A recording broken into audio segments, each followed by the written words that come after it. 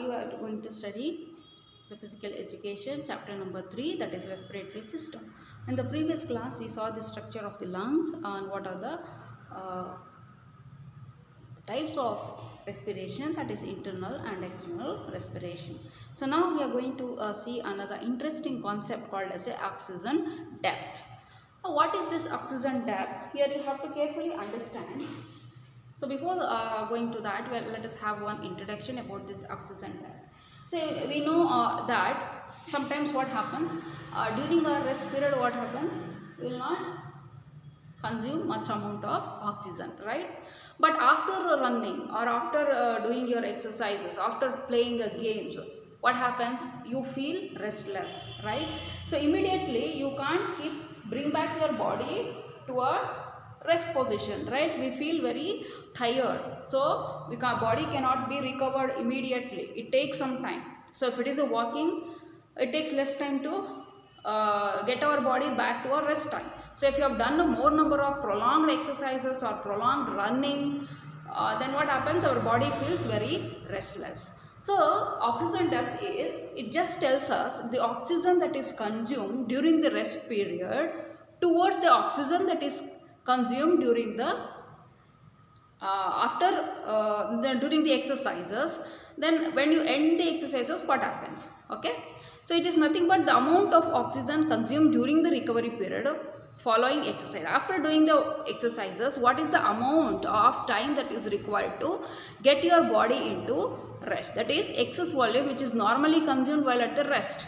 How much amount of oxygen that you are going to consume after performing your exercise towards the amount of oxygen that is consumed during the rest period.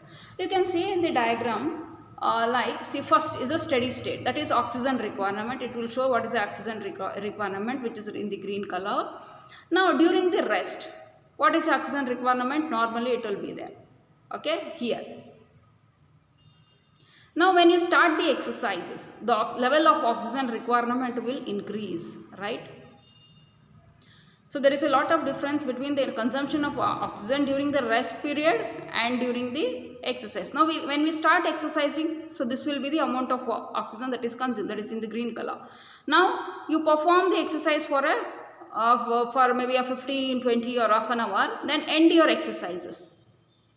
After ending the exercises, what is the amount of oxygen that is consumed to get our body to the normal condition, right? We feel very tired and the breathing also will happen rapidly, right?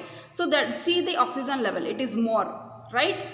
So during the start of exercise it is less, then after ending of the exercise the consumption of oxygen becomes more. So now what is an oxygen depth? It is the amount of oxygen consumed during the recovery period. So what is the recovery period? Starting from here, end exercise to the end recovery.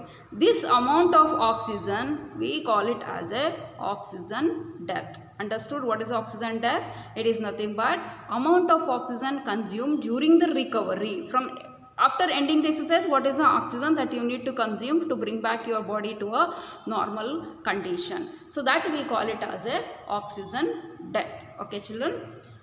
So now, so we know what is a oxygen depth now. So next is a second wind. This you might have seen. I will give an example. Like you might have been watching the WWF, that is Worldwide Wrestling Team. What happens? So there when the two people fight, one falls down, then after a few minutes he will recover and he will start fighting on the other one, right? So first portion of their workout or athletic or fighting, they feel themselves stressed. So they rest for a few seconds. After that suddenly they feel that uncomfortable is gone and they will be ready to play the game or ready to fight. So this happens in the WWF if you have watched. So we also feel that this person might have been very tired and he can't fight, but what happens? Within a few seconds he'll get up and fight. So that is a second wind. But the early position they feel very stressed, and after next half they feel they are comfortable. Okay, that is the second wind. Next is the lactic acid. What is this lactic acid? Now during when you start the exercises, what happens when you try to do the exercises? So you feel there is an insufficient of oxygen, insufficient of breathing. We can't breathe it, right? So there is an acid called as a pyruvic acid will be converted into lactic acid. This acid provides us the muscle cells. It will be supplied oxygen to the muscle cells. When the oxygen is supplied to the muscle cells, what happens? We can perform the exercise in a better way. We can perform the exercise continuously. We can perform it. So that is a lactic acid. So it is nothing but oxygen that is supplied to the muscle cell, so that which gives us a stamina for working for a longer period. And we have a vital capacity. So it is a total volume of air that can be moved from the one breath. So when you perform exercise, what happens? We consume more, we feel the sound, more breath we will take like this, right? So what is the amount of oxygen that is consumed in one breath? That is called as a vital capacity.